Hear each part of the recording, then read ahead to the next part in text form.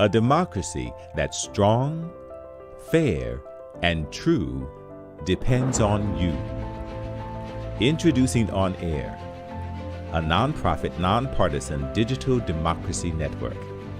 It's a hub that connects citizens with their government and with the candidates, the issues, and each other. Good evening. I'm Connor Oatman, and I will be your host for today's US On Air Aircast. Our sponsor this evening is Democracy on Air, a nonpartisan nonprofit that supports the US On Air network of 50 governance and election hubs at us.onair.cc.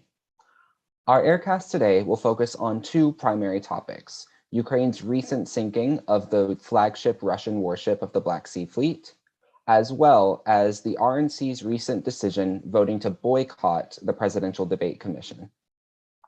For some more background on the Ukrainian issue first, we have a short video for you. It was one of Russia's most important warships, but tonight it has sunk, according to Russian officials, after its crew was evacuated. The Ukrainians claim their cruise missiles hit the Moskva, which is named for Moscow in the Black Sea. Russia says there was no attack, but that ammunition on board detonated.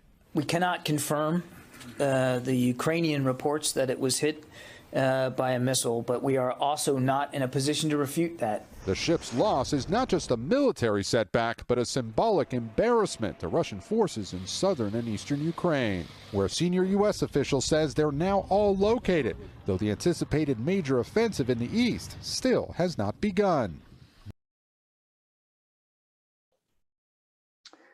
To help us understand more about this recent issue of Ukraine sinking Russia's flagship of the Black Sea Fleet, we have invited Ani Prakash, who is the director of Ukraine on Air. Thank you for being here with us, Ani.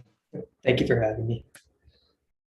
So Ani, give us a brief outline of your perspective on this issue and its place within the developing conflict within Ukraine and Russia. Well, honestly, the recent sinking of the Russian flagship Moskva can be interpreted as either a symbolic victory or even a military victory. But at the same time, despite this being a minor blow towards the Russian naval operations, still the Russians have dozens of opportunities to re-strategize their naval operations, probably designating them to a succeeding flagship for them to successfully launch their amphibious assaults in southern Ukraine. But at the same time, when you're looking at the issue on the morale, on a symbolic perspective, it was more of a morale blow for the Russians, since the Russian Navy is heavily dependent on Moskva, and emblematically has been quite a symbolic victory for the Ukrainians, since it sends a message to the world that the Ukrainian resistance is much more fierce and well resilient to fight against an overpowerful Goliath-style Russian military. Thank you very much. Moving on to our panel for today. Our panel today has on it Ben Murphy, a student majoring in government and international politics at George Mason University, as well as Paul Sullivan, another student majoring in at the same university, as well as our featured guest, Ani. Thank you all for being here. Yes, of course. Thank you. So, to each of you, what do you think will be the lasting impact of this recent action that has now been corroborated by the Pentagon is effectively being a Ukrainian strike and sinking of this Russian warship? I think I'll start, actually. I think Ani kind of struck a tone which I really resonated with. I think this is very much a propaganda victory for Ukraine and all that and that entire side of the war. I think in as much as like the flagship itself, like that is a strategic part of the playing field here. I think in terms of morale, it is essentially going to be the Afghanistan effect, to where it's going to be Russia expected that this would be a very short and contained conflict just to take Kyiv and install a pro-Russia government. And at this point, they're kind of reliving their experience in Afghanistan, even before the US came, with their own time in the Soviet Union. And I think that insofar as they see the Ukraine conflict to be unsustainable in the long term, this is just another victory, at least for the Ukrainians, and another loss for the Russians that signals that their time is kind of they're on a timer, essentially. Yeah, I can go next. I think, I mean, I agree a lot with what Paul and E said about this being really a pretty big morale victory against Russia. But I think, I mean, I'm always curious about kind of getting into the minds of Russian officials, and obviously there's no way to do that. But I have to wonder, right? I mean, obviously there's always been questions around the capabilities of Russia's military, and this certainly is no exception to that. If anything, this further calls into question what Russia's military is actually capable of accomplishing. So yeah, I have to be wondering whether officials in Russia maybe now are starting to question whether this invasion can actually be successful. Or even if this information is being withheld from them. I mean, I mean, who knows what Russian citizens, let alone higher officials in Russia, are actually knowing. And I always think that's an interesting angle on the Russia-Ukraine conflict. Is what does the lack of success in Ukraine really mean in the higher levels of the Russian military and government? I think we've actually seen a little bit of this. Vladimir Putin has actually purged several, actually not several dozen, almost nearly 100 senior level intelligence officials just for within the span of the last 2 weeks, I believe. And that is certainly in part due to the lack of success and perhaps a withholding of certain information, the lack of expectations given to the Kremlin. Yeah, I think that this can be seen as sort of an inflection point in the conflict, if you want to go that far.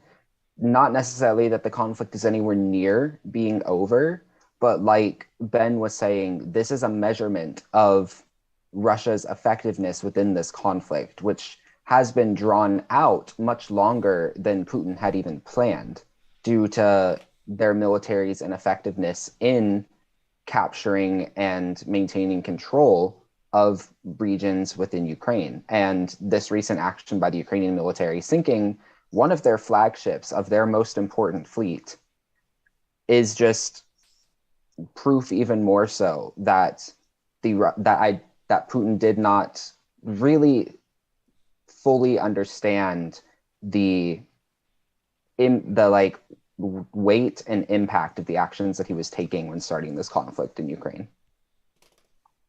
Yeah, I would also agree that this whole, sinking of the Russian warship has been a major blow towards Putin's logistical operations and even Russian armed forces, military operations, both maritime and even on land, since this flagship is one of the most important vessels used by the Russian Black Sea Fleet. But at the same time, despite this being a minor blow for Russian naval operations in southern Ukraine, this is not necessarily a devastating blow towards Russian military operations in Ukraine entirely, since the Russians have countless number of opportunities to re-strategize. And especially when you're looking at maritime operations, they have additional vessels part of the Russian Black Sea Fleet that they can possibly use as succeeding flagships, and for them to use to re-strategize or to just shift their operations so that their forces can conduct amphibious assault and even launch cruise missiles against the southern Ukrainian cities they've decided to capture. But at the same time, they have additional defense systems, air defense systems, and other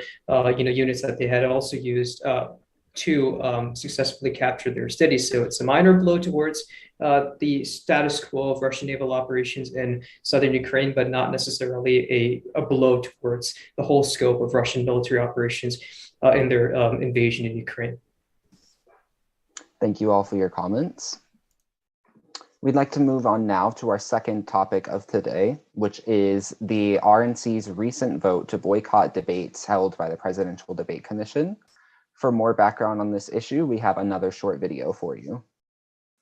Developing right now, the Republican National Committee has unanimously voted to withdraw from the Commission on Presidential Debates. That commission has overseen the political debating process in the U.S. for decades. RNC Chairwoman Ronna McDaniel released a statement today saying the committee will find, quote, newer, better debate platforms, accusing the CPD of being, quote, biased. This is the latest escalation in a years-long dispute between the RNC and the CPD following grievances leveled by former President Donald Trump. Mr. Trump has accused U.S. presidential debates of being unfair in aspects including format and moderator selections. The commission has yet to respond to the decision. To help us understand more about this issue, we have invited Paul Sullivan, the current director for Ohio on Air with US on Air, to speak with us. So this decision by the RNC to officially boycott the plate platform can be seen in two very different lenses. One of the lenses is that the RNC is effectively just deciding the rules of their own debate for Donald Trump, who is the hopeful candidate for the 2024 election. It could be setting the stage for that this nonpartisan or bipartisan nonprofit organization is basically seen as not pro-Trump enough, and that they're protesting as a result of that. But the RNC is claiming that several repeated actions over the 2020 election, as well as the 2016 election, this has actually had a long history, has led them to believe that the current system for designing debates is just not tenable, and it's not suitable for, it's very much pro-Democrat, at least in the Republicans' view. Thank you. We'd now like to move on to our second panel with the same discussants today. So today, I wanted to ask you all, based on a discussion in a previous Aircast about the growing division within the country, how this vote by the RNC to boycott debates run by the Presidential Debate Commission, which has been in charge of most of the debates throughout recent history, will only serve to further divide this country, and if you think that there is any true basis behind the RNC making this decision in their claims. I can start here. I think that the decision is certainly a reaction to the polarization of the country. I think that's probably pretty undeniable. Now, to the question of whether there's any basis to their claims, I would say you can probably make a case. Does that mean that they should have taken the action that they did? I don't know, but I do think that before being able to have a kind of full conversation on the implications of this, we need to get to the point where we see what the RNC is actually going to eventually propose, or what they're looking to do with the presidential election. I mean, I'm of the opinion that our current presidential elections are really glorified reality TV. I don't think that they serve too great of a purpose of informing voters. I don't think that is even their purpose. So I think that while I don't necessarily think the RNC going and doing its own thing is the right solution, I do think that maybe if this happens to transition into a forum that better educates and informs the public, I think that could be good. Not saying that that's what the RNC is going to do, but if this is the catalyst into creating something like that, then maybe the decision could be viewed as a good one in the future. Not to interrupt anyone, but we do have a question from the audience. Do you all think that there are any current alternatives, or if you have any prospective alternatives to the current Presidential Debate Commission? I think at least, so this organization, the CPD, it has in its framework the stated sort of objective of being nonpartisan. I think it could be the case could be made that one could have a government-run alternative for these things, or to have it done through PBS or NPR. Those are alternatives, but the case could be made that the incumbent government, so say Joe Biden's administration, could be interfering in that. And I think that's the point, or at least the intended stated goal of the CPD. And at least so that we all have kind of a base framework. So the RNC released a letter last Thursday, actually, detailing some of the information that they saw from the CPD, which is the Commission for Presidential Debates, the acronym. And they have listed, at least on their letter, 4 points to which they disagree with the CPD. and they have also have 5 points to which they want to see change within the CPD in order for them to reassociate with that organization. And as it stands now, the RNC hasn't indicated that they are unwilling to engage in debates, but that they are choosing other audiences, which could be seen as, oh, we want it to be nonpartisan, or we want it, for the more cynical, we want it partisan for us, which, much can be said to that. In among their list of critiques or issues with the current commission for presidential debates, they wanted the debates to start after early voting had already begun, which much can be said to that lessens the window for actual debate to occur. But then again, those debates do affect the actual voting of people. That's the point. Another one is that one of the moderators actually used to work for with a Democrat nominee, which on one hand, much can be said to like, it's kind of hard to find someone who's an effective moderator who hasn't had experience in politics. I think it would be unfair to have a moderator who is unexperienced. But then again, it's one of those things. It's like, as long as it takes.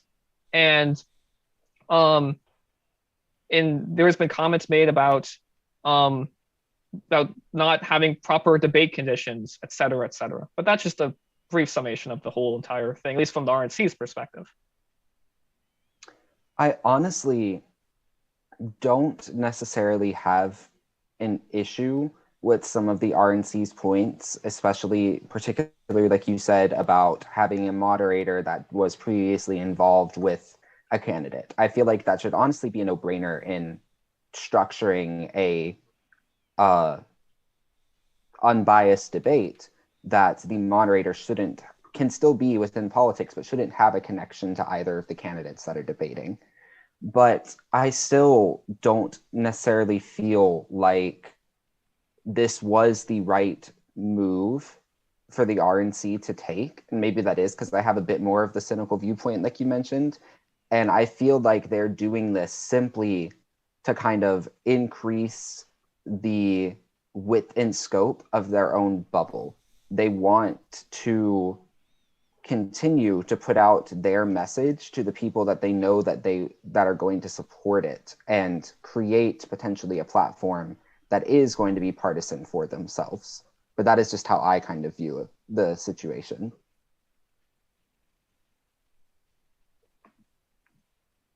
Ani, do you have any comments?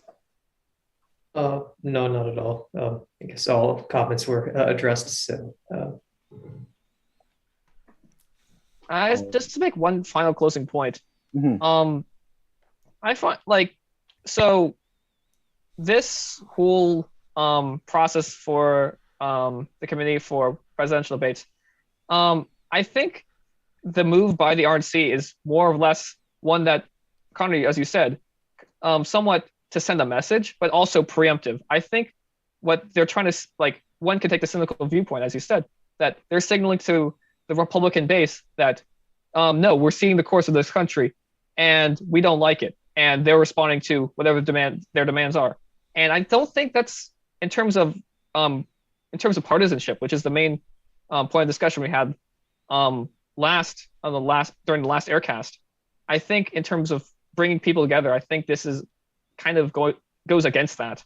I think it is possible for the CPD to make these changes, but the Republican Party does make a point, at least in their letter, that it is somewhat complacent. But is the decision to fully boycott the right decision? It's very much a mixed bag, at least insofar as my view. I think, just to add a little here, I think part of the travesty of the polarization is that I think that there's a lot of the RNC's concerns with the committee are, I think, somewhat reasonable, but I think because it's the RNC doing it and because of the polarization in our country, people will ignore potentially valid complaints that can work to improve our democratic process because it comes from such a politicized organization. And I would expect the same if it was the DNC doing this. You would see the same reaction, but from the other side of the aisle. And I think that that's the real insidious killer of polarization, is the fact that we're willing to completely ignore potentially good ideas because of who they come from.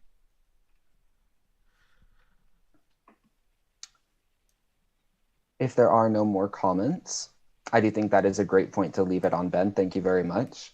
If there are no more comments, that is all, folks, for this evening's Aircast.